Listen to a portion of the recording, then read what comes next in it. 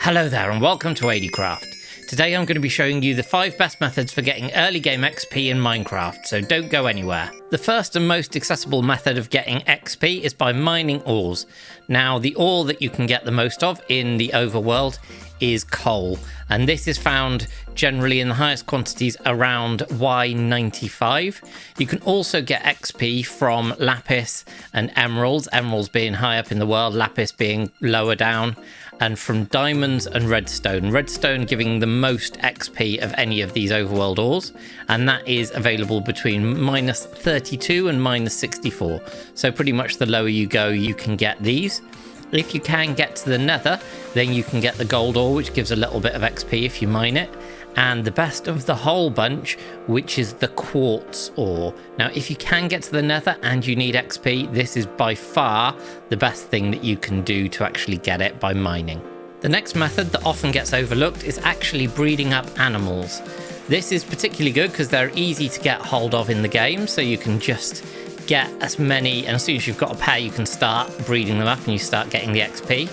And also, once you've actually bred them, then they grow up, you can breed them more, and so they get an increasing amount of XP each time you do breed them. Now, you do need to farm up the stuff to breed them, but you also get the benefit that when you kill them at the end, you get XP as well, so it doubles up on the XP. If you are breeding up animals, you can also get ones that give you extra things. So you can get feathers from the chickens, obviously wool from the sheep, and leather from the cows. So yeah, you can get extra stuff as well as your XP.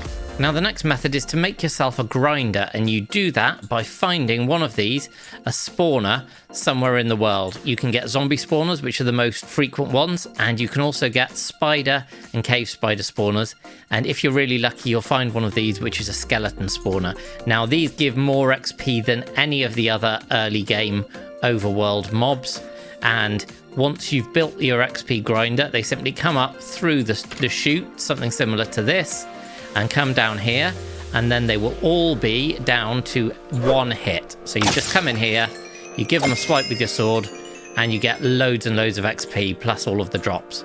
Now skeletons give more XP than anything else because you get an XP bonus for any mob that's carrying an item, and as skeletons always spawn with a bow, that's why as a single grinder they give you more XP than anywhere else. If you look very carefully in the world, you can find multiple grinders, and that will increase the speed that the mobs will come out and go through. But yeah, get yourself a grinder.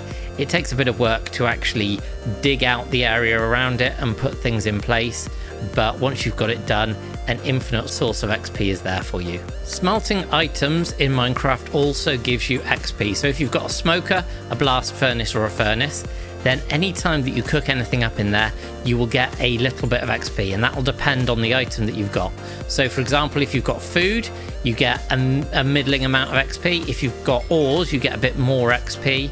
And if you're doing stone, actually that gives you the least XP, but you've obviously got an infinite amount of stone that you can grab for that. If you set yourself up an array like this that normally pulls the stuff out of the bottom, if you do put yourself some levers in and power these furnaces, they work as redstone components, and you can keep the items in there, and then when you do lock these and take the items out, you will get the XP for all items that you've smelted beforehand. So this is a great way to build up XP banks for this, and so when I take this out, I will get a large amount of XP because there's stuff that's been smelting beforehand.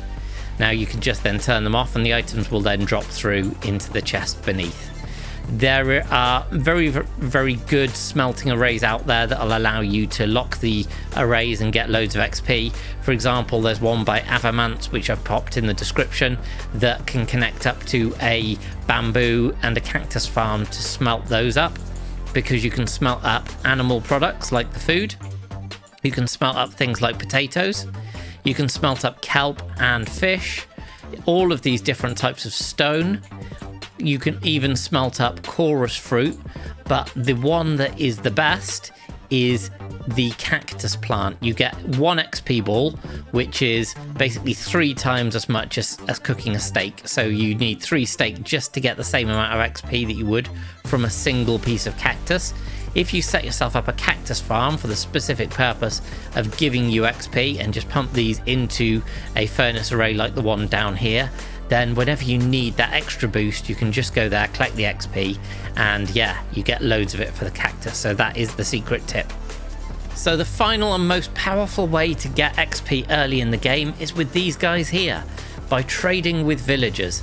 So once you find yourself a village, you can set up a really simple villager breeder by chucking all of the beds from the village in a big room, chucking a couple of villagers in there and giving them a whole bunch of food.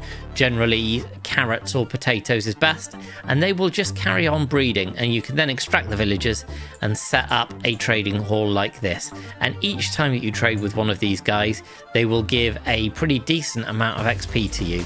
And the other good thing is, once you've traded with one and they've run out of trades, you can just move on to the next and the next and the next, and have as many of these guys as you actually need for your XP needs.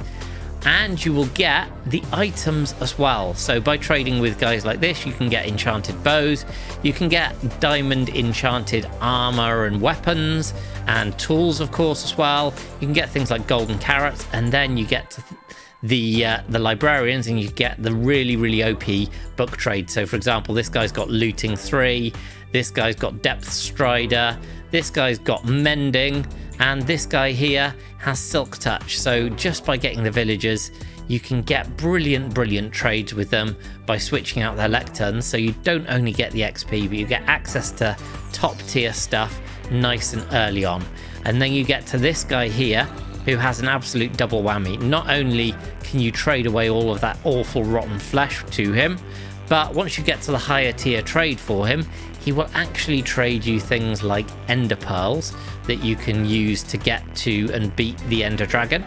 And you can also get bottles of enchanting. So you can trade getting XP with this guy to get bottles of enchanting that you can then take with you and use any way you like to get an infinite source of XP. The other great thing about villagers is you don't have to just settle for the trades that they have. If you zombify them, i.e. you put a zombie in with them, they will get converted into a zombie villager. You then can give them a splash potion of weakness and a golden apple. So you throw the potion, that'll get him, and then you can give him the apple. And after a while, he will turn back into a villager. At which point, as you can see, his trade has gone down from 22 emeralds to 1 emerald for a mending book, which is incredible. And you can do that up to 4 times to get the best possible trades from these guys. So yeah, that is the best way to get XP. The other way is by hitting that like button and hitting that subscribe button. But I hope you've enjoyed the video, and I'll see you next time on Adiecraft.